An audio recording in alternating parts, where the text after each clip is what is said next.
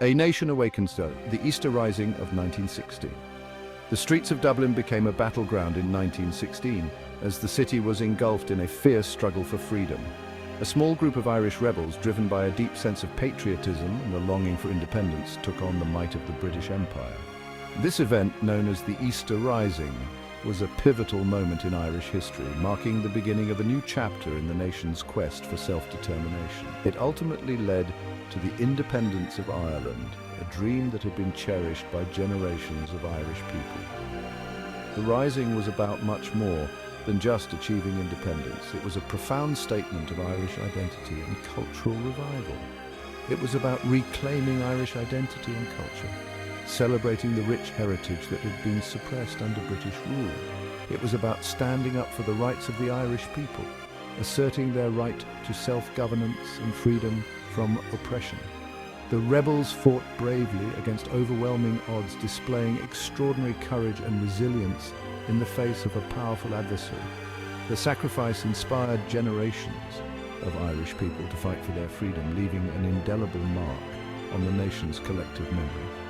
The Easter Rising was a watershed moment in Irish history, a turning point that reshaped the nation's future.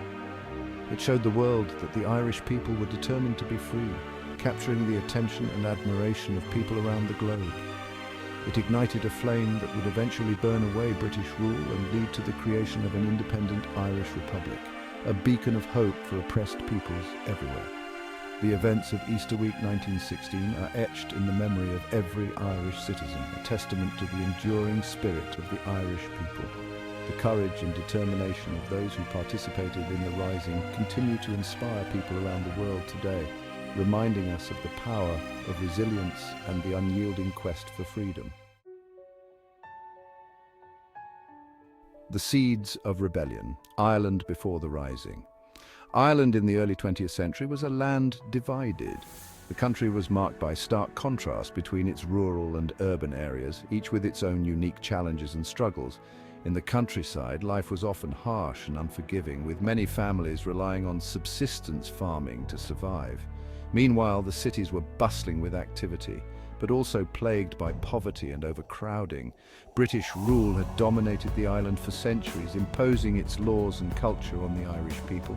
The presence of British soldiers and government buildings served as constant reminders of this domination, creating a sense of resentment and alienation among the Irish population. Many Irish people felt like strangers in their own land. They clung to their traditions and way of life, but the weight of British rule was ever present, affecting every aspect of their daily lives. The struggle to maintain their identity in the face of foreign control was a constant battle. They resented British rule and yearned for self-determination. Political rallies and protests became more frequent as the call for independence grew louder. Irish nationalists emerged as leaders of this movement, inspiring the people with their vision of a free and independent Ireland. The struggle for home rule, a form of limited self-governance, had been ongoing for decades. This movement sought to give Ireland more control over its own affairs, while still remaining part of the United Kingdom. However, the path to achieving home rule was fraught with obstacles and setbacks. However, progress was slow and frustrations were mounting. The repeated delays and political maneuvering left many Irish citizens feeling disillusioned and betrayed. The dream of self-governance seemed increasingly out of reach, fueling anger and resentment. The outbreak of World War I further complicated matters. Many Irish men were conscripted to fight in the British Army, adding to the sense of division and conflict within the country.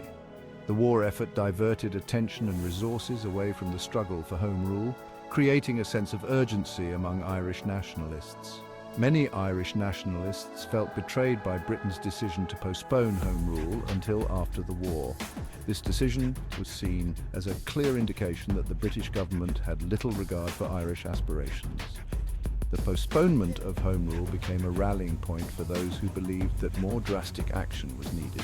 They saw an opportunity in Britain's preoccupation with the war in Europe. With the British military focused on the conflict abroad, Irish nationalists believed that the time was ripe for a bold move. Secret meetings were held and plans were laid for an armed insurrection. A group of determined individuals began to plan an armed insurrection against British rule. These men and women, driven by a deep sense of patriotism and a desire for freedom, were willing to risk everything for the cause. They knew that their actions could change the course of history. This group, known as the Irish Volunteers, believed that only force would persuade Britain to grant Ireland its independence. They began to stockpile arms and train secretly, preparing for the day when they would strike a blow for Irish freedom. Their determination and resolve were unwavering. They began to stockpile arms and train secretly, preparing for the day when they would strike a blow for Irish freedom. The Irish Volunteers established secret training camps and carefully hid their weapons, knowing that discovery by the British authorities would mean certain failure. The stage was set for a confrontation that would change the course of Irish history. The plans for the Easter Rising were in place, and the Irish Volunteers were ready to take a stand. The events that would unfold in the coming days would leave an indelible mark on the nation and pave the way for Ireland's eventual independence.